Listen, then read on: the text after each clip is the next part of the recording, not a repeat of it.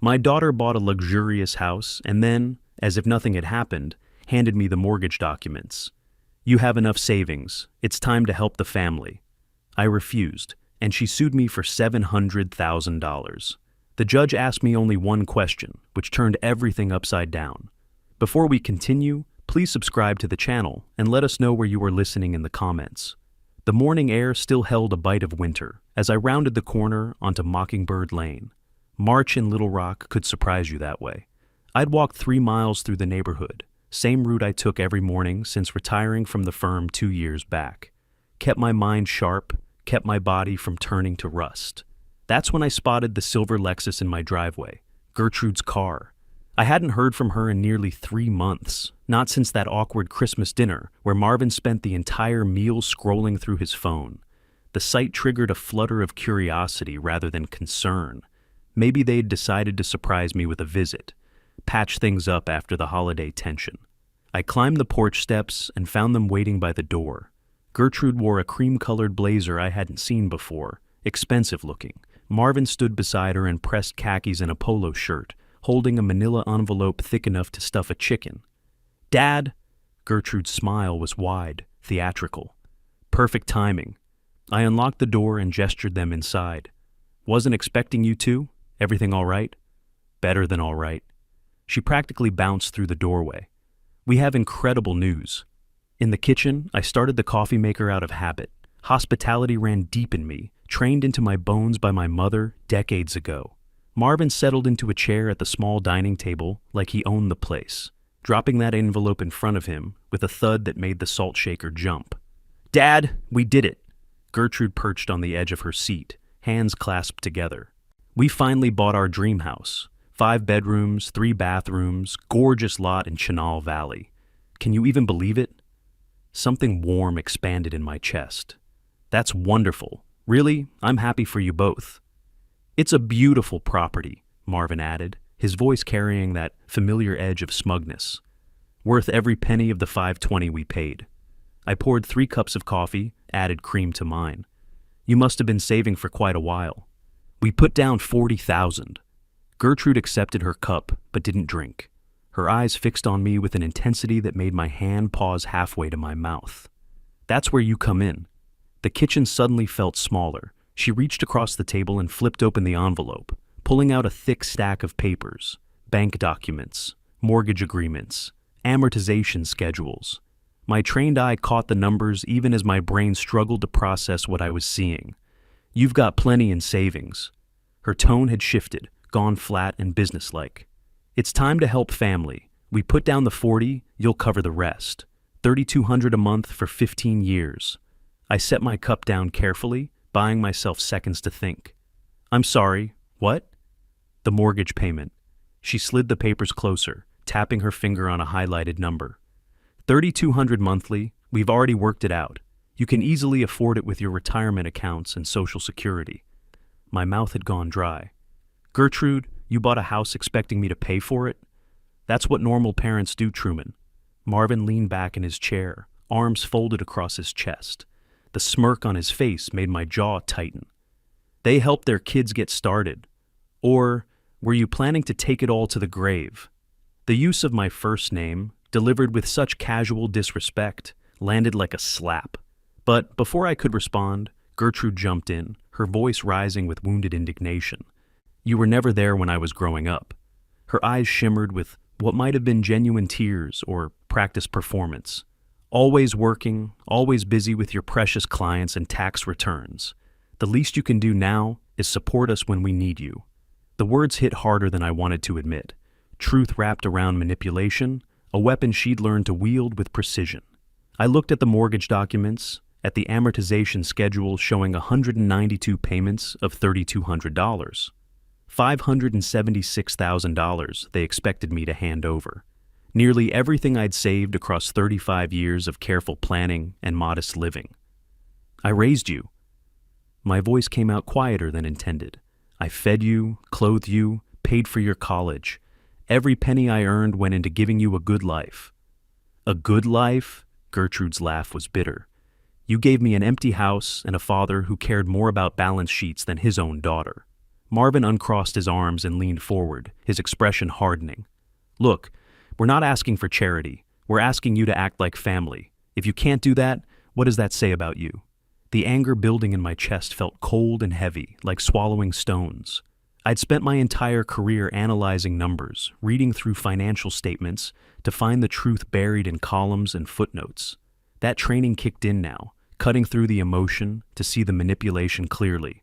They hadn't called ahead. They'd shown up with documents already prepared. They'd rehearsed this scene, divided the roles between them. Gertrude playing wounded daughter, Marvin serving as the aggressive enforcer. This was an ambush. I stood up from the table. The chair legs scraped against the linoleum with a sound like tearing paper. Both of them looked up at me, surprise flickering across their faces. I'm not paying for a house I didn't agree to buy. Each word came out measured, controlled, final. Take your documents and leave. This conversation is over. Dad, now! I walked to the front door and opened it. Cold air rushed in, carrying the scent of the neighbor's freshly mowed lawn. I stood there, one hand on the doorknob, and waited. Gertrude gathered the papers slowly, making a show of her disappointment. Marvin rose without a word, but his eyes promised this wasn't finished. They walked past me without speaking, down the porch steps to their expensive car. I closed the door and locked it. The deadbolt sliding home sounded loud in the sudden silence. Back in the kitchen, the mortgage folder lay abandoned on the table. I picked it up but couldn't bring myself to open it yet. Instead, I walked to the window and watched their Lexus back out of the driveway and disappear down Mockingbird Lane. My hands were shaking, not from fear, from something else entirely. The coffee had gone cold. 2 weeks crawled by like months. I kept to my routine, morning walks, afternoon reading, evening news, but the confrontation replayed constantly in my head. I didn't call Gertrude. She didn't call me. The silence felt like standing in an empty room, waiting for something to shatter. It shattered on a Tuesday morning. The doorbell rang at 10:15, interrupting my second cup of coffee.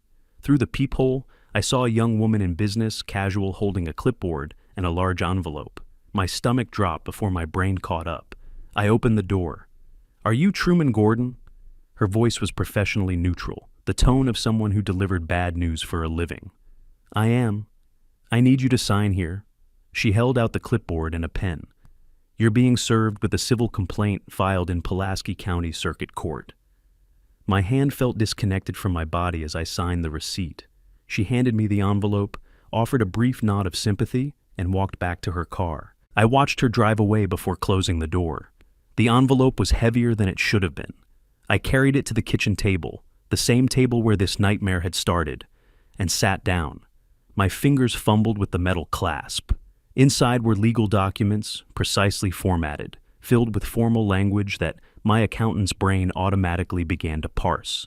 Complaint for breach of oral contract and promissory estoppel. The plaintiff, Gertrude Gordon Hayes. The defendant, Truman Leonard Gordon. I skimmed past the procedural language to the meat of it. They were suing me for $700,000. I read that section twice, certain I'd misunderstood. But no, there it was in black and white. $700,000 in damages based on alleged oral promises to provide financial support for housing, living expenses, and future grandchildren's education. The complaint claimed I'd made these promises numerous times over several years, and that they had relied to their detriment on these assurances. It listed witnesses who would supposedly corroborate their story: Marvin's brother, Gertrude's college roommate, neighbors I'd never met. All lies, every single word. I set the papers down and pressed my palms against the table, feeling the solid wood beneath my hands. This wasn't about the mortgage anymore. This was something bigger, darker. They were trying to take everything I had. My phone sat on the counter. I picked it up and scrolled through my contacts until I found Warren Mitchell, a former colleague from the firm who'd retired a year before me. He answered on the third ring. "Warren, it's Truman. I need a recommendation for an attorney." I kept my voice steady, factual. "Family matter, someone who handles civil litigation and knows elder law. Yes, it's serious." He gave me a name without asking questions. Grace Pemberton, an attorney who'd represented his sister in a similar case. I thanked him, hung up, and immediately called her office. The receptionist scheduled me for late afternoon. That gave me 4 hours. I spent them in my home office, a converted bedroom where I'd kept files organized by year since I'd first started working in 1985. The filing cabinet was locked. I'd always been careful about documents, and I had the key on my desk drawer. I pulled folders systematically, starting with the most recent. Bank statements showing every transaction with Gertrude, birthday checks, Christmas gifts, the $5,000 loan in 2022 that she'd repaid within 6 months.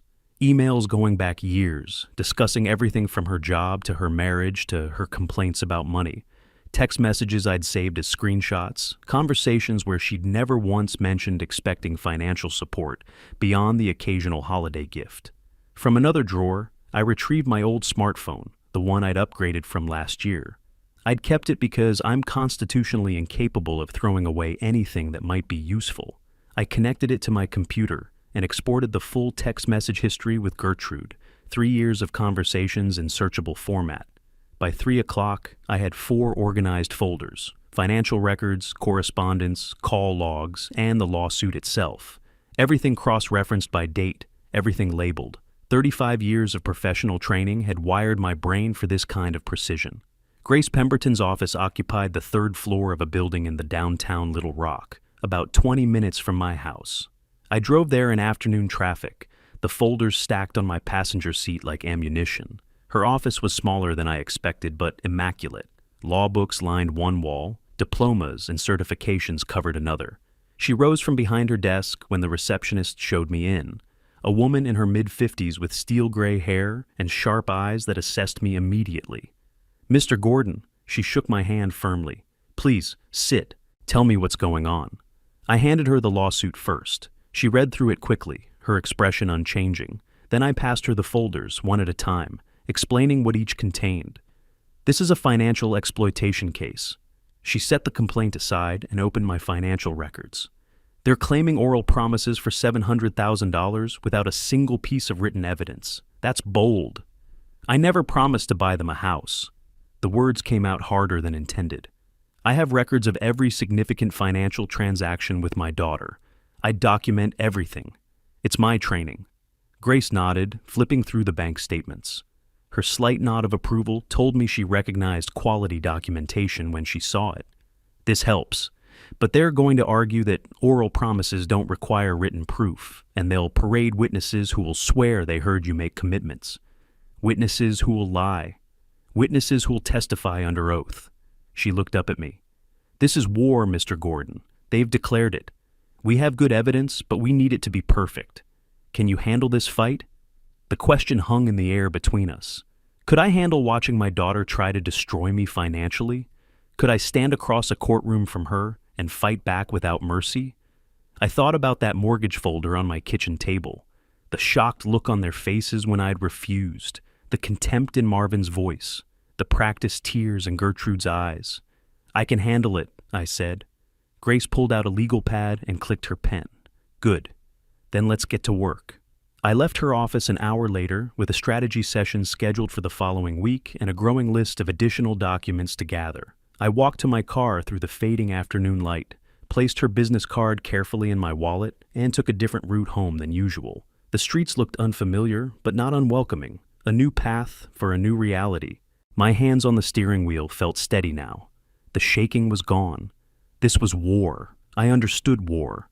Numbers, evidence, strategy, precision.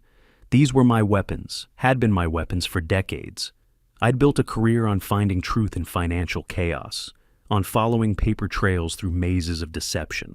They wanted $700,000. They'd get a fight instead. 3 days after meeting Grace, I returned to her office with a legal pad filled with notes. She'd given me homework: create a timeline of every financial interaction with Gertrude, gather correspondence, pull records going back as far as possible. I'd done better than that. Arkansas Code Section 525-111. Grace opened a thick statute book across her desk, turned it toward me, and tapped a highlighted passage. Financial exploitation of anyone over 60. If we prove they're attempting to defraud you, this becomes more than civil litigation. It becomes criminal. I leaned forward, reading the text. Penalties range from fines to prison time. The language was clear. Knowingly obtaining control over an elderly person's resources through deception, constituted a felony. You think this applies? I think we build the case that way. She closed the book. They're claiming you promised money. We'll show they fabricated promises to steal your retirement savings. That's textbook exploitation. The word steal resonated. That's exactly what this was. The following morning, I drove to my bank on Cantrell Road. I'd been banking there for 23 years, long enough that most of the staff knew me by name. The customer service representative, a pleasant woman named Diana, helped me request a full decade of transaction history. That's going to be quite a stack, Mr. Gordon. She typed on her keyboard, waited for the printer to warm up. Any particular reason? Legal matter. I kept it vague. Need documentation. The printer whirred for 15 minutes straight. Diana brought me the statements in a folder, thick enough to use as a doorstop. I carried it to my car, placed it carefully on the passenger seat, and drove home, feeling the weight of documented truth.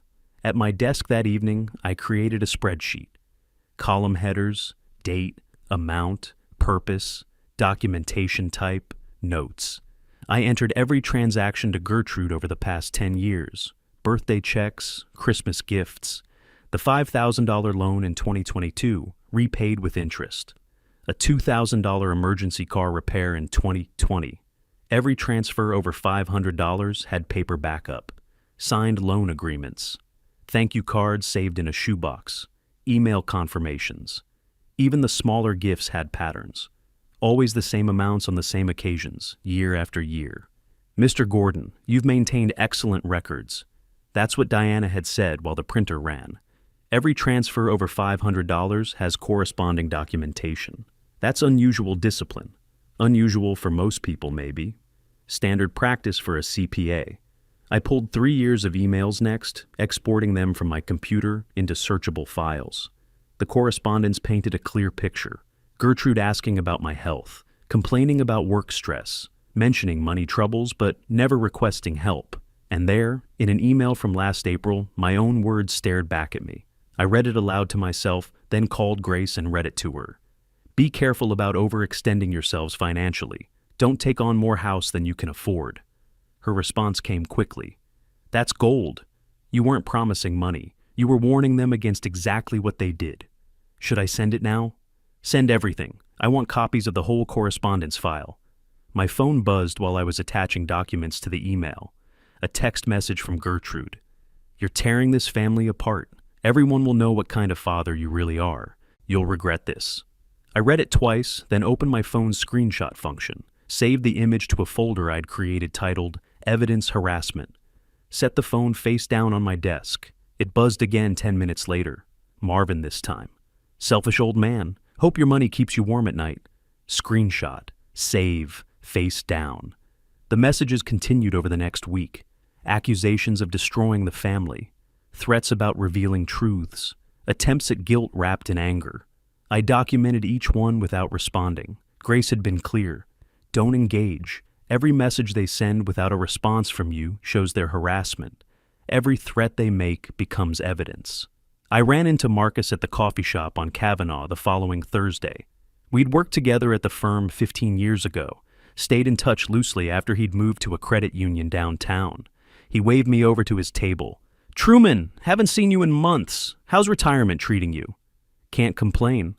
I ordered coffee at the counter, joined him at his small table near the window. Staying busy.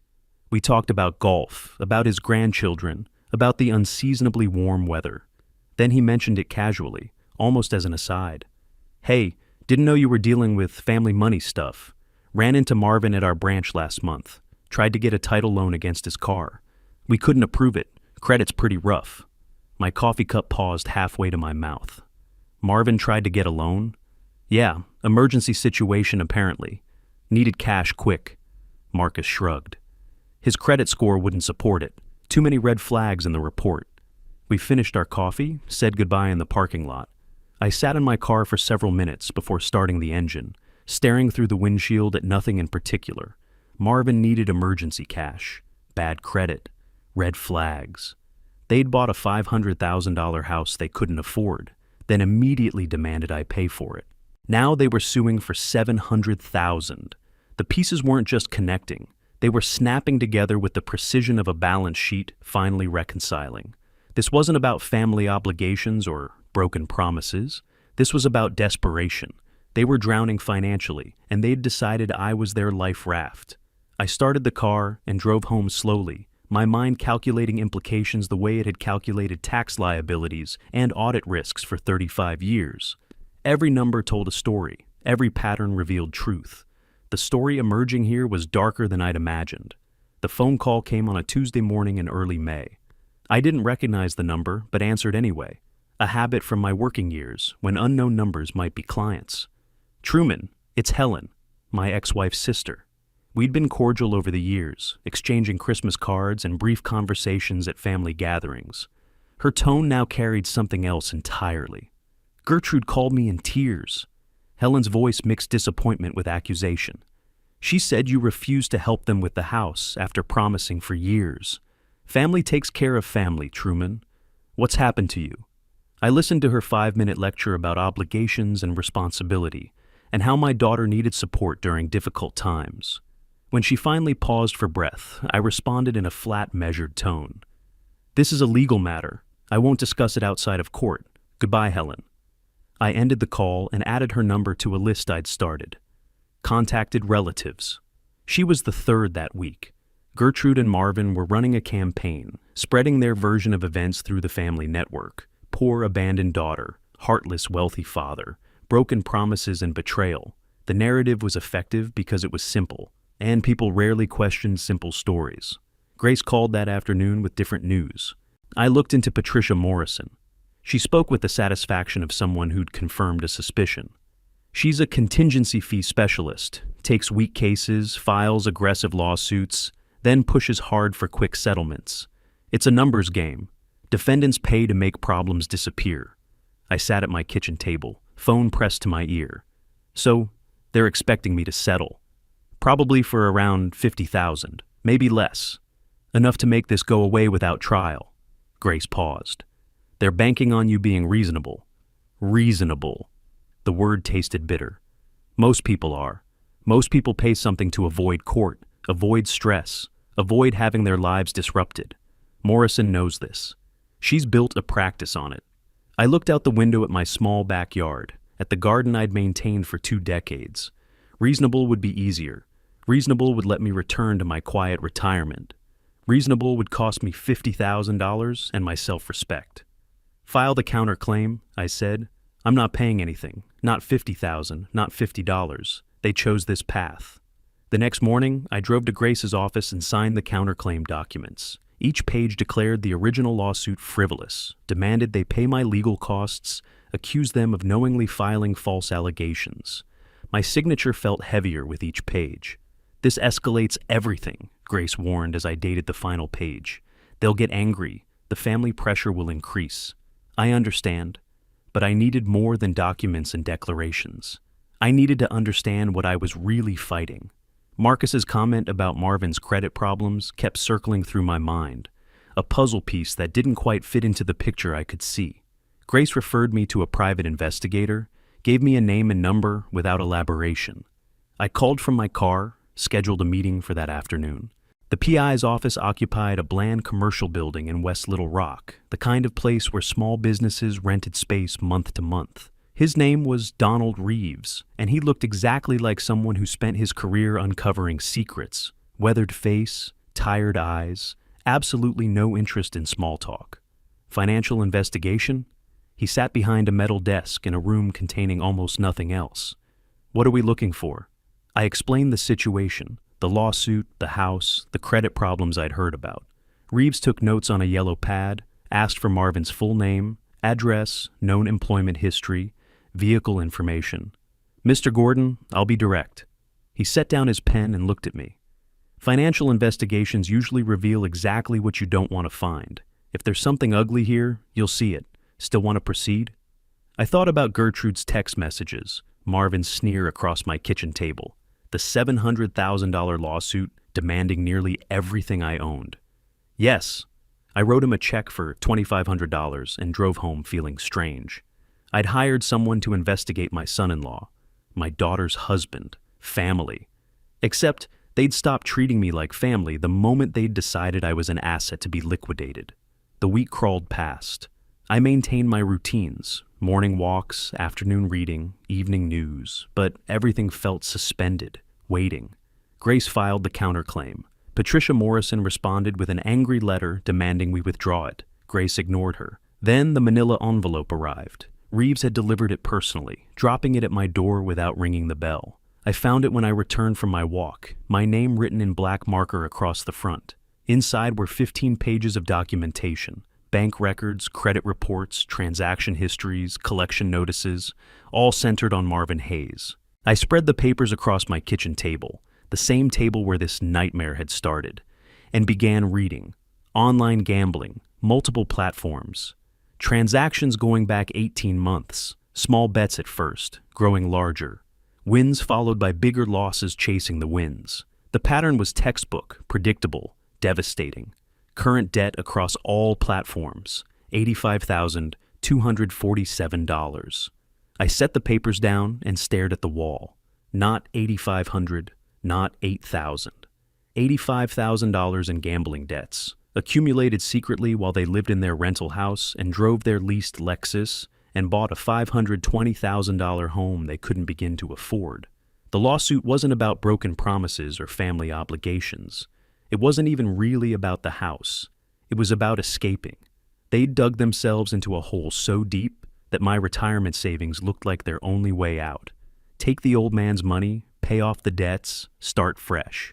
I gathered the pages carefully, returned them to the envelope, and placed it in my filing cabinet under Evidence Financial. My hands weren't shaking anymore. They were steady. The anger had burned away, leaving something colder and more focused behind. They'd made a critical mistake. They'd assumed I was just a lonely old man who'd eventually give in. They'd forgotten I'd spent 35 years reading financial statements, finding discrepancies, following money trails through mazes of deception. This was what I did. This was what I'd always been good at. And now I had ammunition. The call came 3 days later. Reeves, the PI, asking if I could stop by his office. Something in his tone suggested this wasn't routine follow-up. I drove across town that afternoon, already knowing this would change something.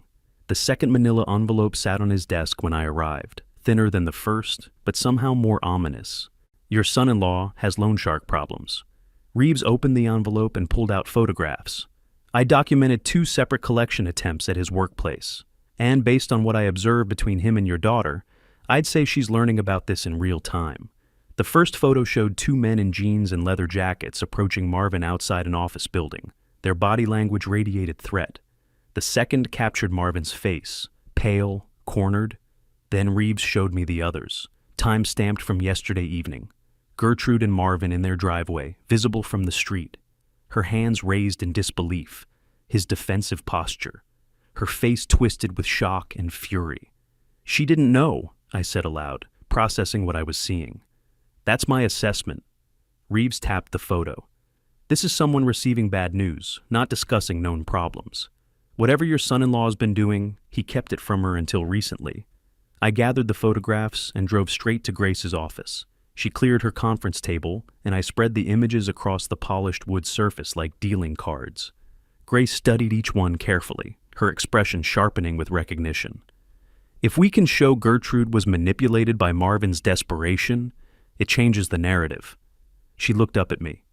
The lawsuit becomes his scheme, not hers. The judge might view her differently. It could protect her from criminal charges. Something twisted in my chest.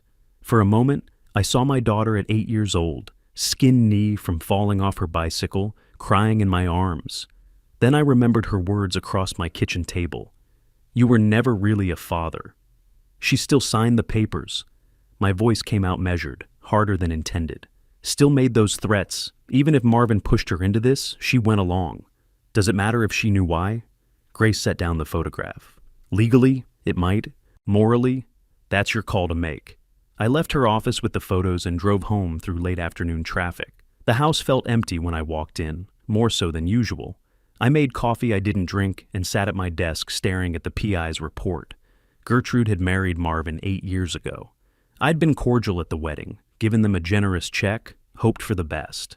Had she known then what kind of man he was? Or had she discovered it gradually, layer by layer, until she was in too deep to escape without destroying everything? The thought lingered for perhaps 5 minutes before I deliberately opened my filing cabinet and pulled out the folder labeled Evidence Harassment. I read through her text messages again, the threats, the accusations, the public campaign to paint me as a villain. Whatever Marvin had done, she'd chosen to weaponize our relationship rather than come to me honestly. That was her decision, her responsibility. I closed the folder and filed it away. The certified letter arrived the next morning. Bank letterhead, legal department. I opened it standing in my kitchen, reading the formal language twice to be sure I understood. Due to pending civil litigation, they recommended I be aware that the court could potentially freeze assets as security against the judgment. They weren't required to warn me, the letter explained, but given my long relationship with the institution, they wanted me informed of the possibility. For the first time since this started, I felt genuine fear. Not anger, not betrayal, fear. They could lock me out of my own money. Decades of careful savings, trapped behind a court order while lawyers argued over documents. I called the bank within minutes and scheduled an emergency appointment with a financial advisor for that afternoon. The solution was elegant in its simplicity. Arkansas law protected retirement accounts from civil judgments. I could transfer $400,000 from my savings into an IRA. The money would remain mine, accessible through the IRA rules, but untouchable by any court ruling in Gertrude's favor. Mr. Gordon, this asset protection is legal and smart given pending litigation. The advisor spoke carefully as I signed the transfer forms. But understand, it looks defensive. Opposing counsel will argue you're hiding money. Be prepared for that characterization. I'm prepared for a lot of things. The transfer completed within hours. I watched the computer screen as $400,000 moved from vulnerable to protected. It felt like moving pieces on a board, anticipating my opponent's next play and blocking it before they could make the move. That evening, secure in my protection, my phone buzzed with a text message. Gertrude's name appeared on the screen. Dad, not too late to fix this the easy way. Agree to $200,000 and we withdraw everything. Think about it. Family doesn't have to end this way. $200,000, down from $700,000. They were negotiating with themselves, getting desperate enough to accept a fraction of their original demand. I read the message 3 times, considering my response. My thumb hovered over the keyboard, then I set the phone face down on my desk and walked away. If they wanted an answer, my silence would provide it.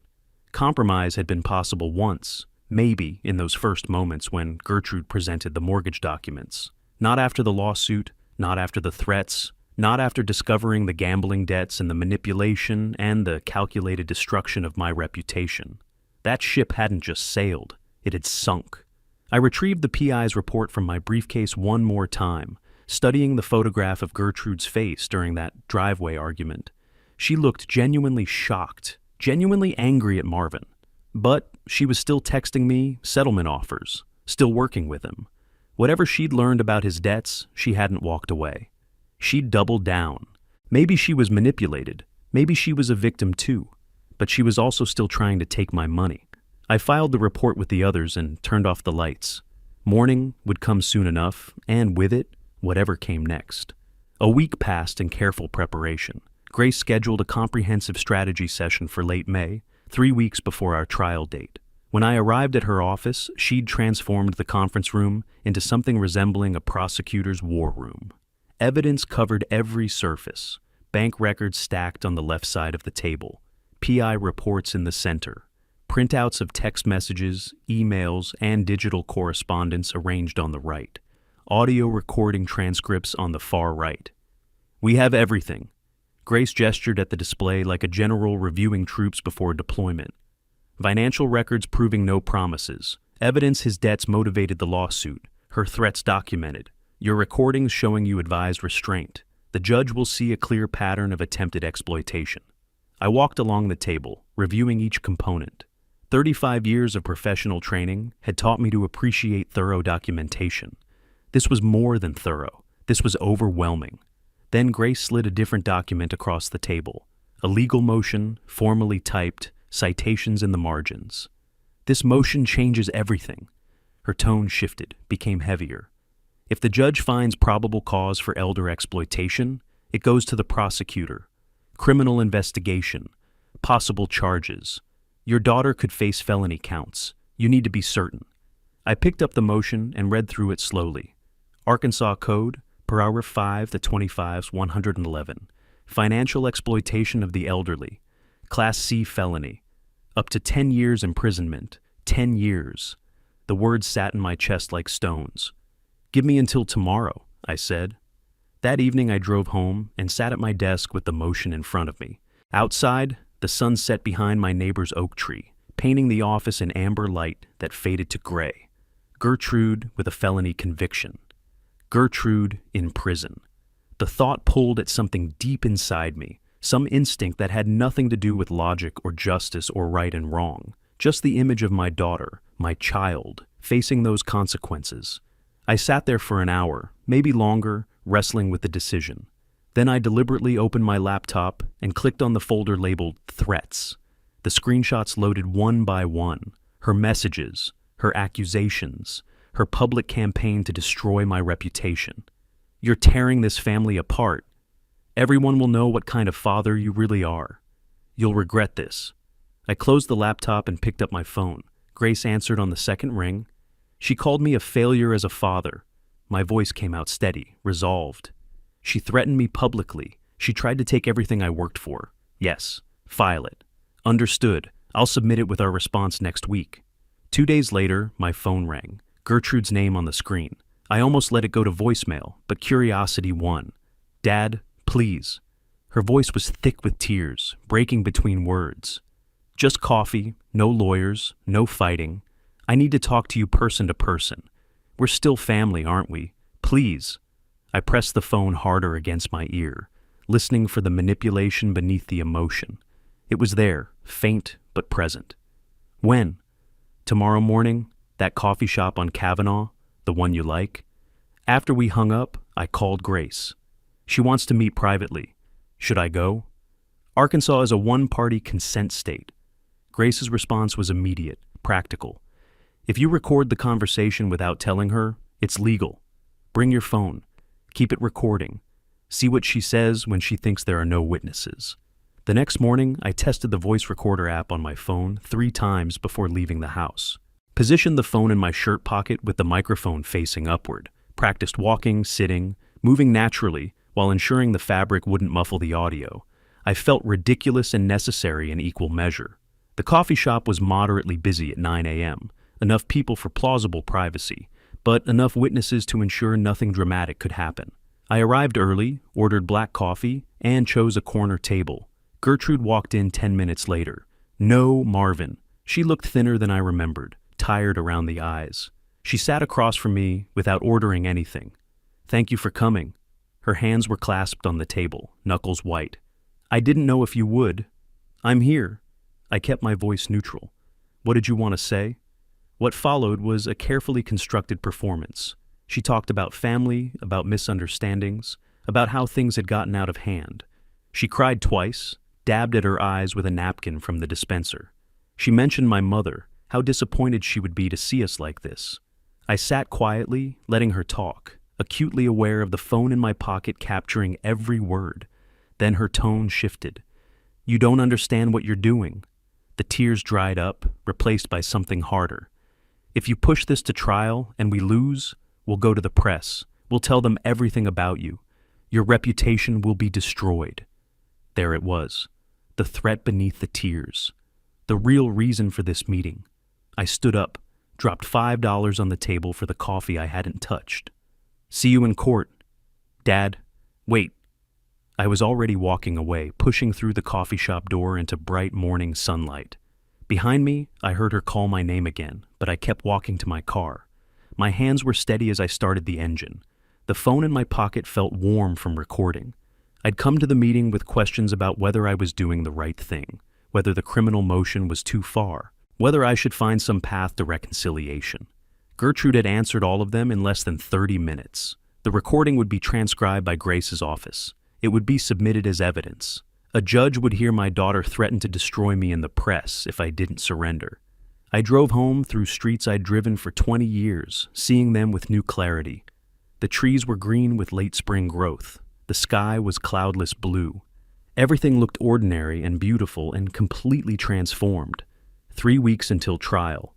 I was ready. 3 weeks passed in careful routine. I walked each morning, reviewed documents each afternoon, and slept better than I'd expected. Grace handled the procedural filings. The criminal motion sat somewhere in the prosecutor's office, waiting. Trial day arrived on a Tuesday in mid-June. The Pulaski County Courthouse loomed downtown, all stone columns and official gravity. Grace met me at the entrance at 8:30, both of us dressed in conservative business attire that felt like armor. Security took 15 minutes. Belt off, shoes off, briefcase through the scanner. The metal detector beeped twice before the guard waved me through. I collected my belongings and followed Grace down a marble hallway that smelled like floor polish and old wood. Through the courtroom door's window, I spotted them. Gertrude in a navy dress, hair pulled back, looking younger than her 37 years. Marvin beside her in an ill-fitting suit, already sweating despite the air conditioning. Their attorney, Patricia Morrison, shuffled papers at the plaintiff's table. Ready?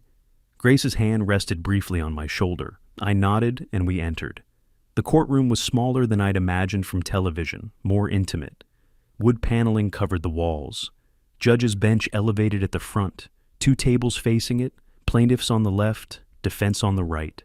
A handful of people scattered in the gallery seating behind us. I took my seat at the defense table. Across the aisle, Gertrude stared at her hands. Marvin whispered something to Morrison, gesturing. Neither of them looked at me. All rise. Judge Glenn Kowalski entered through a side door. 60-something, gray hair, reading glasses perched on his nose. His reputation preceded him, fair but tough, intolerant of nonsense. He settled into his chair and surveyed the courtroom with the expression of someone who'd seen every variety of human conflict. Be seated. Court is in session. Case number CV 2025-3847, Hayes versus Gordon.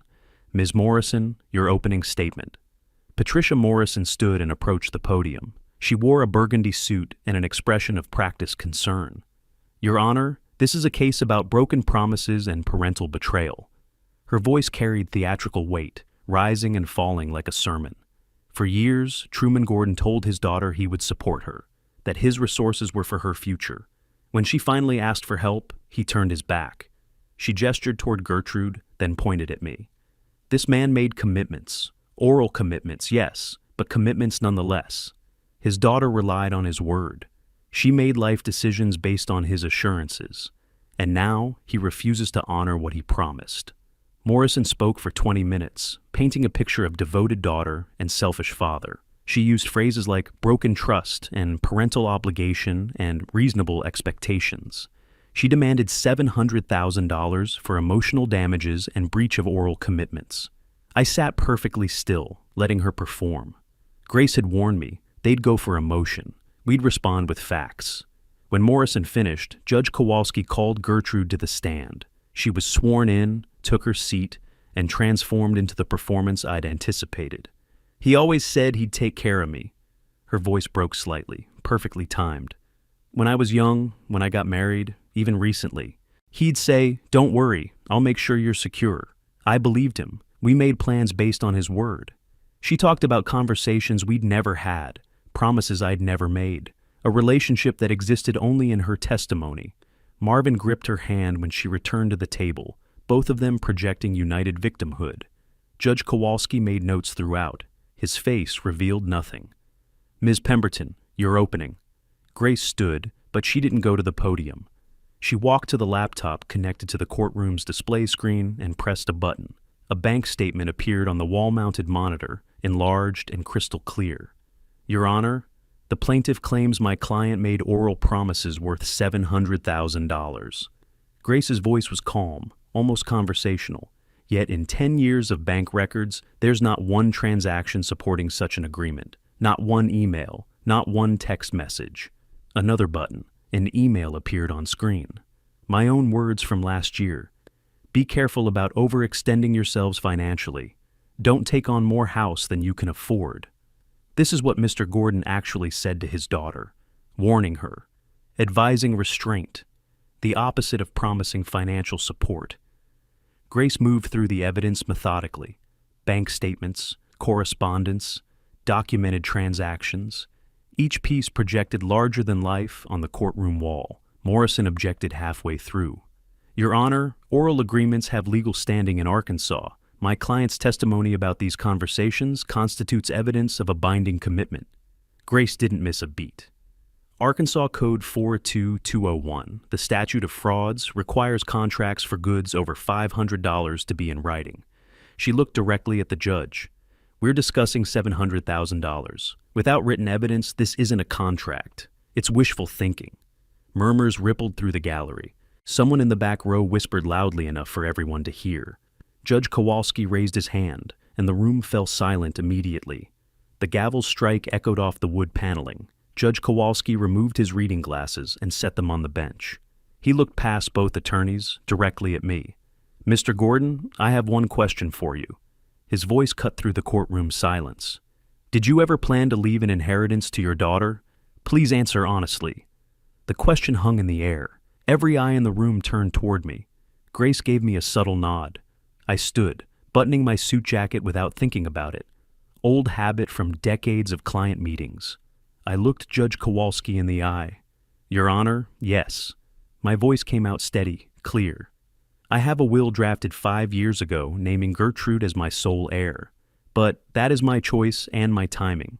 No one has the right to demand my life savings through a fraudulent lawsuit while I'm still living. I deserve to spend my final years with dignity, not fearing financial exploitation from my own family." Across the aisle, Gertrude's face lost its color. Her hands began trembling against the table. Marvin leaned toward her, whispering urgently. His leg bouncing in a nervous rhythm I could see even from my position. Judge Kowalski nodded slowly. "That's a reasonable position, Mr. Gordon." He turned to face the plaintiff's table. "Mrs. Hayes, it appears you're attempting to collect an inheritance while your father is alive, and demanding double what might eventually be yours. That raises very serious questions about motivation."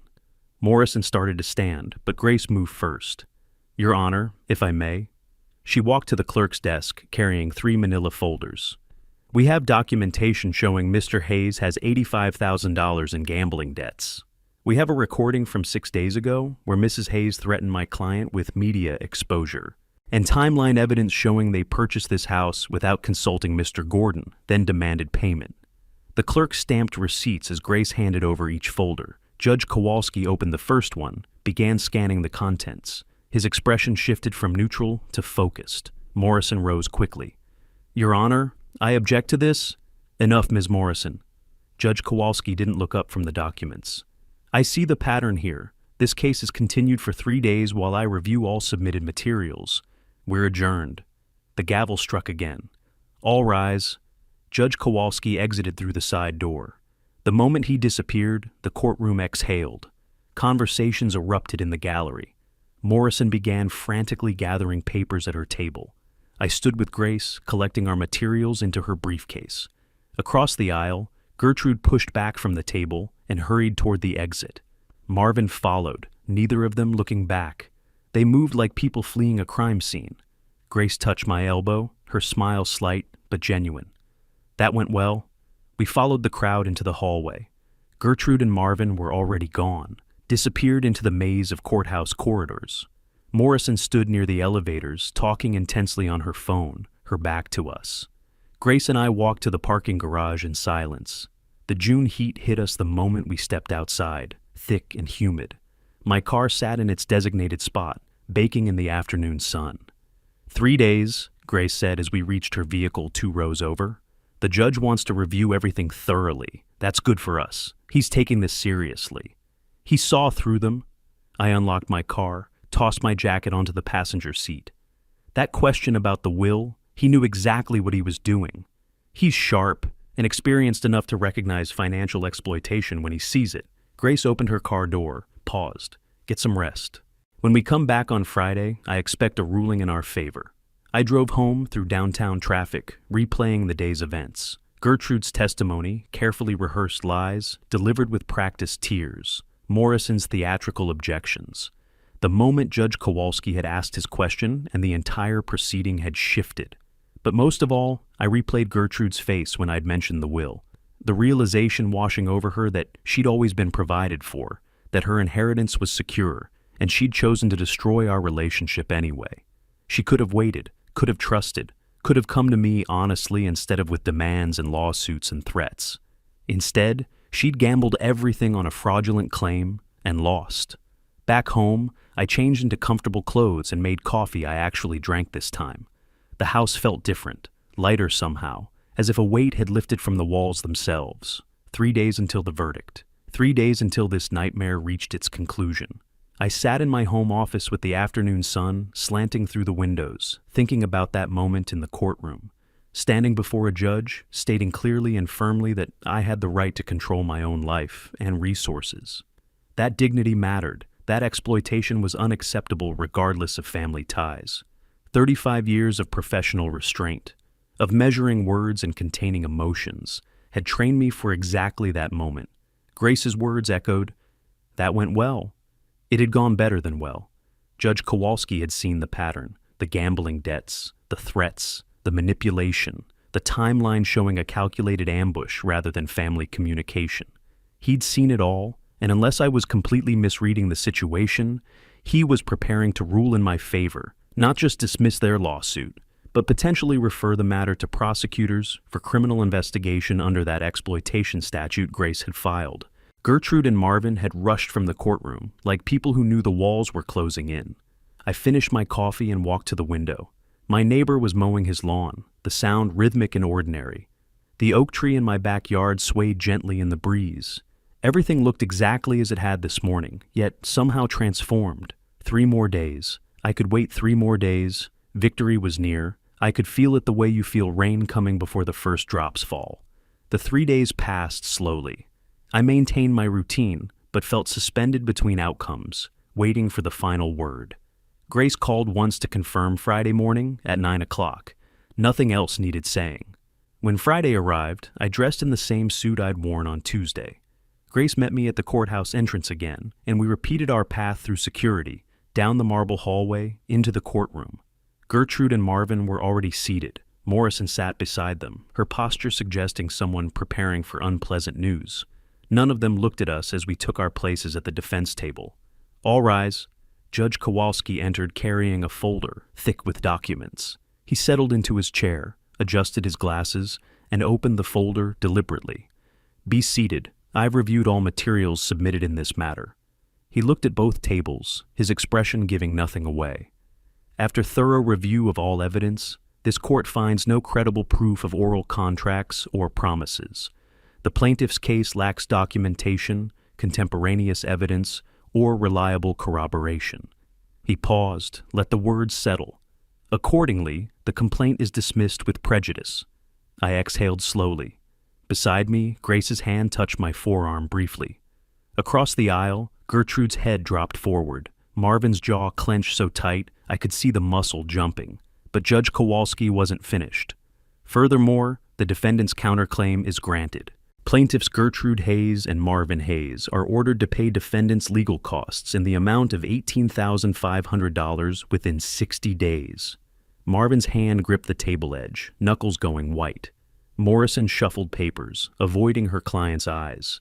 Judge Kowalski's expression grew graver.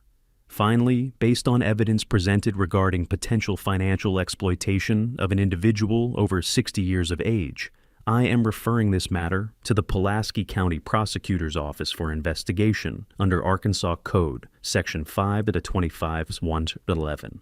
The courtroom went silent. This was different from dismissal. This was criminal. Court is adjourned. The gavel struck. We filed into the hallway. Gertrude immediately leaned against the wall, crying uncontrollably. Marvin stood beside her, one hand on her shoulder, staring at the floor. Morrison walked briskly past them toward the exit without a word, her heels clicking efficiently against marble. Grace pulled me aside, spoke quietly. "The criminal referral is significant. If the prosecutor files charges, they're looking at Class C felony counts. That means up to 10 years imprisonment, substantial fines, and criminal records. This just became very serious for them." I nodded, watching Gertrude cry. She looked small against that wall, diminished by the weight of consequences she'd never imagined. "Give me a moment," I said to Grace. I walked toward them. Marvin saw me coming and straightened slightly, defensive. Gertrude looked up through tears, her face blotchy and swollen. I stood 2 feet away, looking down at my daughter, the child I'd raised, the woman who'd tried to destroy me. "You had everything from me." My voice came out quiet but clear. "Love, support, education, security. But you decided you were entitled to my money while I'm still living. You chose this path with threats and manipulation. Now you face what comes from those choices." Gertrude opened her mouth, closed it. Tears streamed down her face. I turned and walked away. My footsteps echoed in the hallway. Behind me, I heard her voice calling Dad once, broken and desperate. I didn't look back. Grace waited by the exit doors.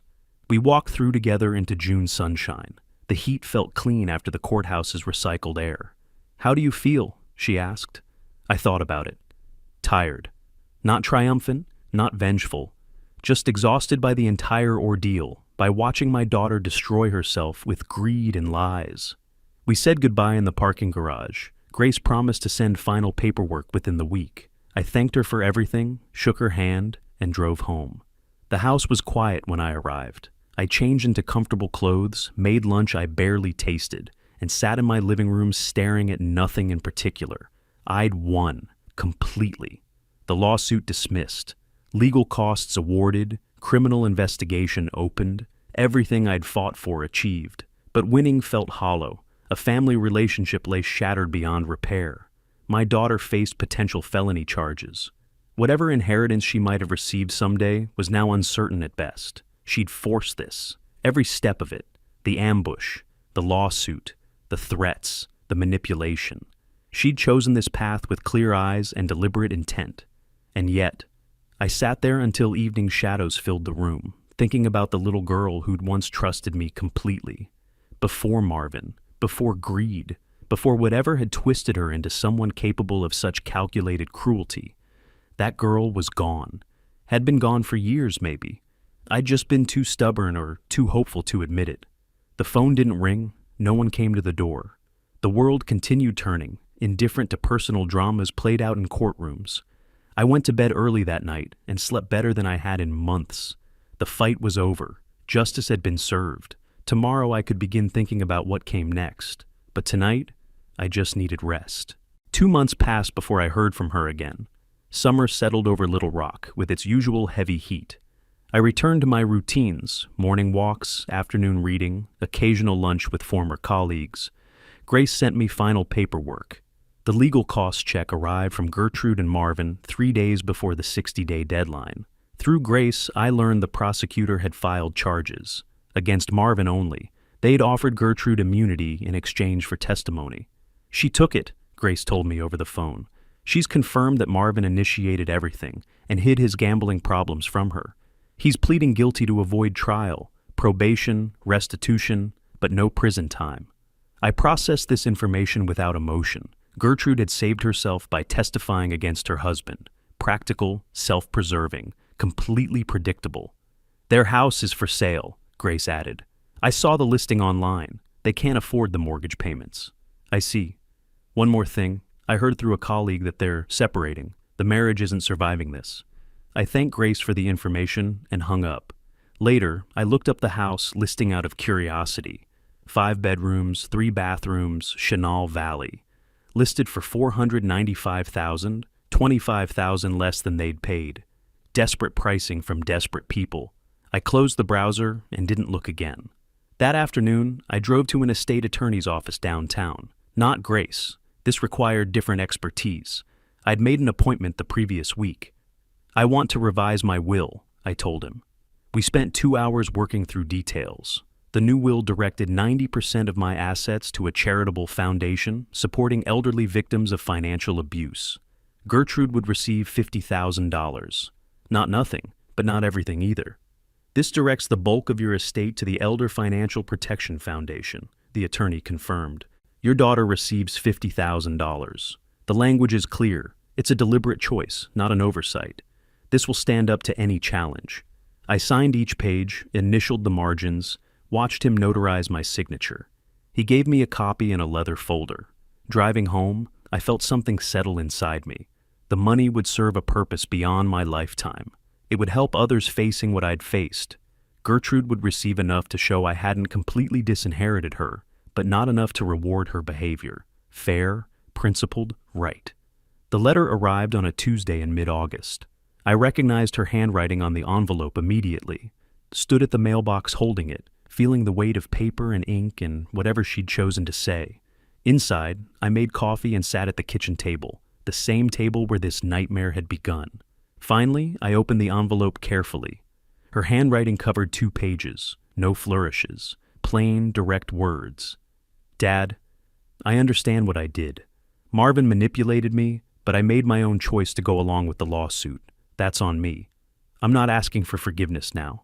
Maybe someday we could talk, not as father and daughter like before. Maybe just as 2 people who share history. I'll wait. Gertrude. I read it twice, set it down, stared through the window at my backyard where the oak tree swayed gently in afternoon breeze. She took responsibility. That was something. She wasn't demanding anything. That was different from before.